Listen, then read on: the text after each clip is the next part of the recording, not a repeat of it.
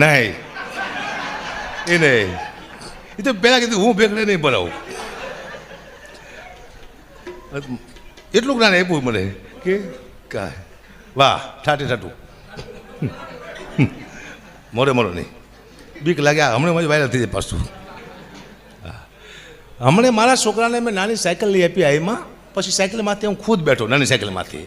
પછી મારા દીકરાને મેં પૂછ્યું, મેં તો બેટા હું તારી નાની સાયકલમાંથી બેઠો છું, કેવો લાગુ છું?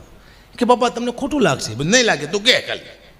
પછી એને કીધું પપ્પા તમે મારી નાની સાયકલમાંથી બેઠા છો, તમે એવા લાગો છો જાણે બહુચરમાં આ કુકડામાંથી મહિષાસુર બેઠે એવું લાગે છે. મને મહિષાસુર કીધો મારા છોકરાએ. મારો છોકરો ખોટું બોલે નહીં કે કહેશે મારામાં. મારા છોકરામાં વિશ્વાસ છે મને.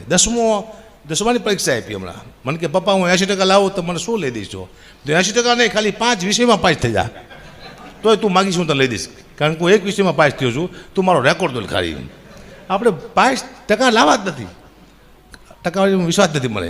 અમે તો ગઢવી એવી જ્ઞાતિ છે અમારી, થોડીક આળસુ છે, ઊંઘ અમને બહુ આવે.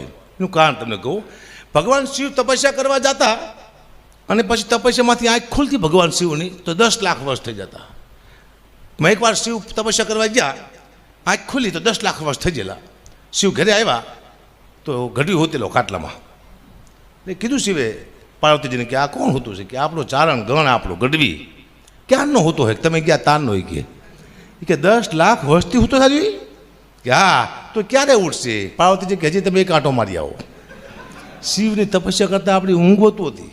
આપણે અદભુત છીએ. ભગવાન એકવાર વિચાર આવ્યો કે આપણી પાસે જેટલા પણ છે, આ શિવને વિચાર આવ્યો જેટલા પણ માણસો આપણી પાસે છે કોઈ કામ નથી સાલા, આને મારે સજા આપવી છે. એટલે માતાજી કીધું કોણ જેવું છે કે આ ખાય છે બહુ બેઠો બેઠો ખાય છે, કંઈ કામમાં નથી આવતો. પોઠિયો એ પણ કંઈ કામમાં નથી આવતો. આ નાક પડ્યો પડ્યો ફોફાડા મારે છે ગળામાં, એ કંઈ કામમાં નથી આવતો.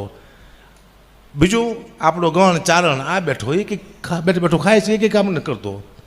પાંચમું કે ભૂત, એ આખા કૈલાસમાં ઠેકડા મારે છે, કંઈક કામ કરતા જ નથી. આ બધાને મારે સજા આપવી છે. એટલે પહેલાં કાચબાને મોકલો ભગવાને નીચે શિવે. અત્યારે ડૉક્ટરને ચીરે છે, હાજો કરે છે, ચીરે છે, હાજો આવું રિહર્સલ ડૉક્ટર કાચબા માથે કરે છે. એને ભગવાને શાંતિ ન લેવા દીધી. પછી મોકલ્યા ભૂતને, હાકરું મારી ભૂતને, આખુમાં મરચાના ધોવાડા આપ્યા. એને પણ ભગવાને શાંતિ નીચે ન લેવા દીધી. પછી મોકલો નાગને, મોલી માથે નતા કરણિયામાં પૂર રાખ્યો ને મૂંઝવી નાખ્યો નાગને. ભગવાન એને પણ શાંતિ ન લેવા દીધી. આમ કરતાં કરતાં કરતાં કરતાં પોઠિયાને મોકલો. એને આખી દુનિયાના ખેતર ખેડાયા પણ એને ભગવાને શાંતિ ન લેવા દીધી. છેલ્લે વિદ્યા ગઢવી. ભગવાન કે હે ગઢવી જાઓ નીચે. ગઢવી કે ભગવાન તમને શું લાગે છે? શિવને કે હું નીચે જઈને કામ કરીશ, મહેનત કરીશ ને દુઃખી થઈશ, આવો તો એનું પ્લાન છે? શિવ કે કીધું એટલે જવાનું. તો કે એકલો ના જાઓ.